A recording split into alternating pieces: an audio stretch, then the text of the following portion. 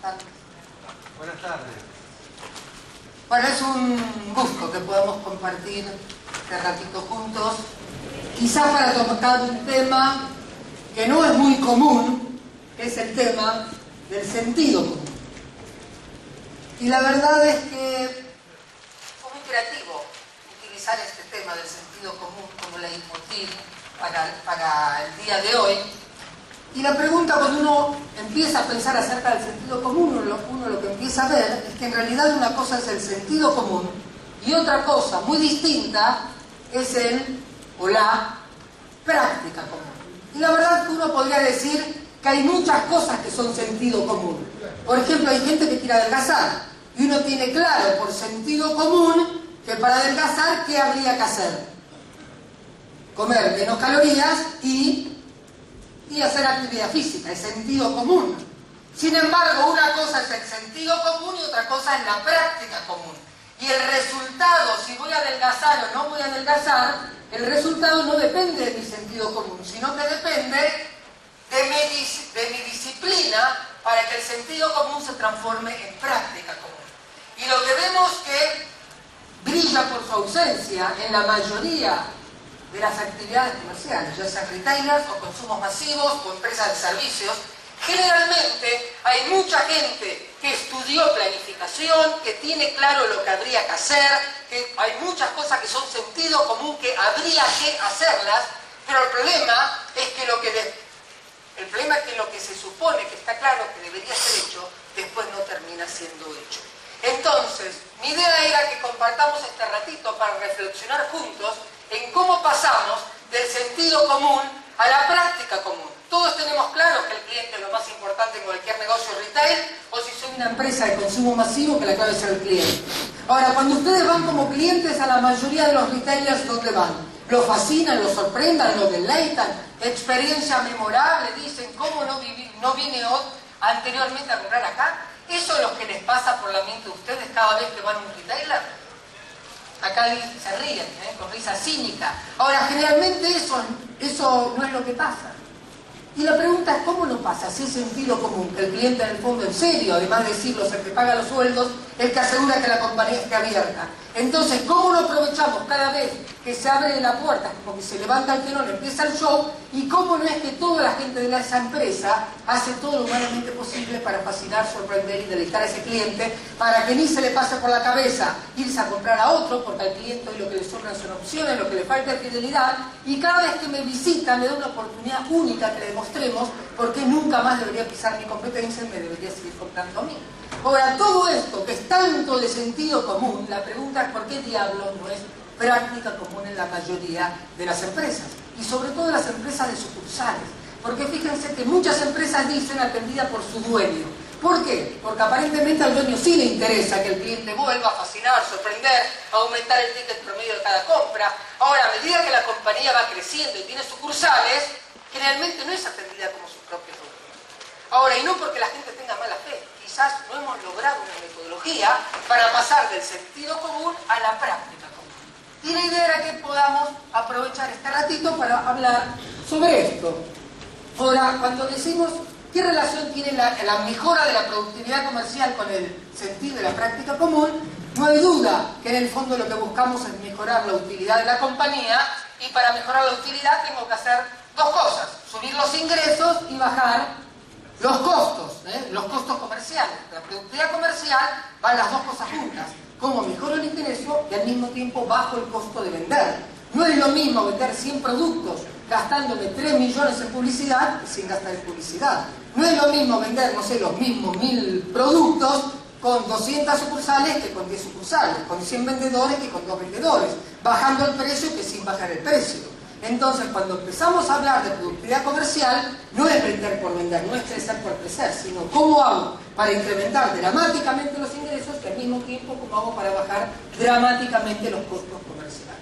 Ahora, cuando decimos incrementar los ingresos, hablamos básicamente de tres cosas.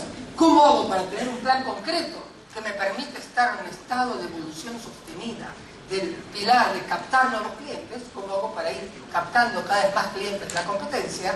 Pero después que vendí, la clave no, ahí empezaba el gran juego, ahí terminaba. La clave no es construir transacciones, vender, sino que el gran desafío es cómo podemos hacer para construir relaciones, clientes de por vida que me sigan comprando.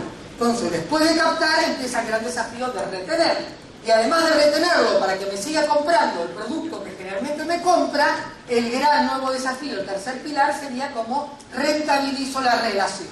De manera que captar nuevos, retenerlos y venderles mucho más, empieza a ser el objetivo de aumentar los ingresos de los procesos de mejorar la productividad comercial. Ahora, el sentido común. ¿Es sentido común? La pregunta es cómo lo transformamos en práctica común en toda la organización, porque de alguna manera uno podría aumentar los ingresos de tres formas. Incorporando nuevos canales, no vendía por e-commerce, como veíamos hace un ratito, puedo empezar a vender. No vendía por teléfono, puedo empezar a vender. No vendía una fuerza de venta directa, puedo empezar a vender. Uno podría incrementar los ingresos incorporando nuevos canales, incrementando el tamaño de los canales actuales. Puedo vender más, quizás aumentando el 20% de la cantidad de sucursales, la dotación de gente. Y hay una tercera forma de mejorar el ingreso sin incorporar nuevos canales, sin incrementar el tamaño de los actuales, que es, ¿cuál sería la tercera forma? Incrementar los ingresos a través de la mejora de la productividad de los canales actuales. En estos 9 minutos que nos quedan, vamos a tratar de hablar de cómo mejorar la productividad comercial de los canales actuales. O sea, deberíamos pensar las tres cosas. ¿Qué otro nuevo canal puedo tener? ¿Cuánto más puedo incrementar el tamaño de los canales actuales? Y tercero, ¿cómo mejorar la productividad? Aunque primero lo primero, diría Covey, primero veamos cómo mejora la productividad de las sucursales actuales. Porque si voy a abrir más sucursales que son improductidas, tampoco tiene sentido.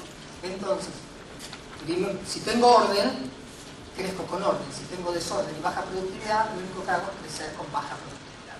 Entonces, ¿de qué depende mejorar la productividad de cada uno de los canales comerciales? Por ejemplo, las sucursales, la fuerza de venta, lo que tengan. El objetivo de los proyectos de mejora de productividad comercial no es ni más ni menos que mejorar la productividad promedio de venta de la red comercial. Ahora, yo podría decir que vendo 100 productos, pero no es lo mismo vender 100 productos por mes con 10 vendedores, o sea que la productividad promedio de cada vendedor es 10, no es lo mismo eso que vender 100 productos con 20 vendedores, donde la productividad promedio de cada uno es la mitad y mi costo es el doble. Entonces, el gran desafío es cuánto más puedo vender con la estructura actual. Uno todos los días sabe lo que vendió. Lo que uno no sabe es cuánto más podría vender y no estoy vendiendo por no hacer las cosas distintas. La pregunta es cuánta plata estoy dejando arriba de la mesa y eso no figura en ningún balance, en ningún estado de resultados. Y yo puedo vender mucho, ahora mi competencia probablemente también estoy vendiendo mucho. ¿Cuánto de eso lo podríamos haber vendido yo en mi empresa si mi gente hubiera hecho las cosas distinto y hubiera aumentado su productividad promedio? A veces uno se pone a pensar, bueno, con un proyecto de mejora de la productividad comercial, para que la productividad promedio de cada vendedor, persona de atención que tengo, se incremente, una primera pregunta que uno se podría hacer es ¿cuánto más puede crecer mi productividad comercial?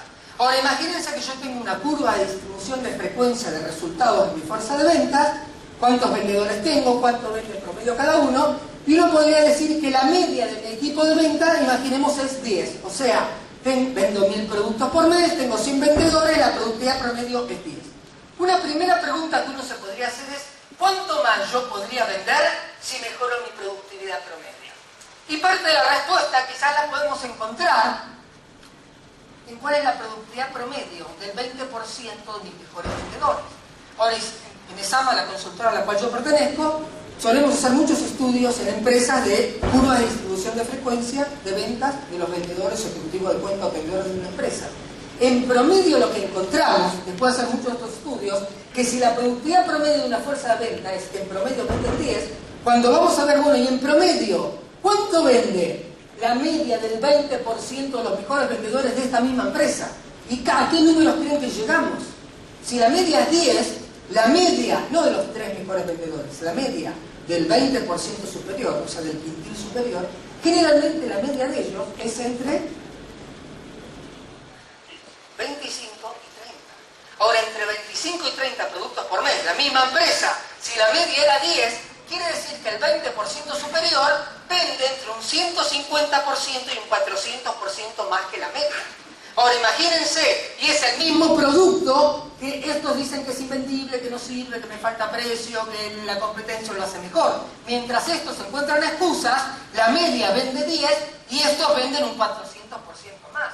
Ahora imagínense si yo pudiera cambiar la media para la derecha y llevarla entre la media de toda mi fuerza de venta y la media del 20% superior, imagínense que llegue a que en promedio cada uno venda 20, no ni 25 ni 50. Pero eso sería aumentar un 100% de la cifra de ventas sin más publicidad, sin bajar el precio, sin abrir más sucursales. Parece maravilloso. Ahora es siempre posible de hacer.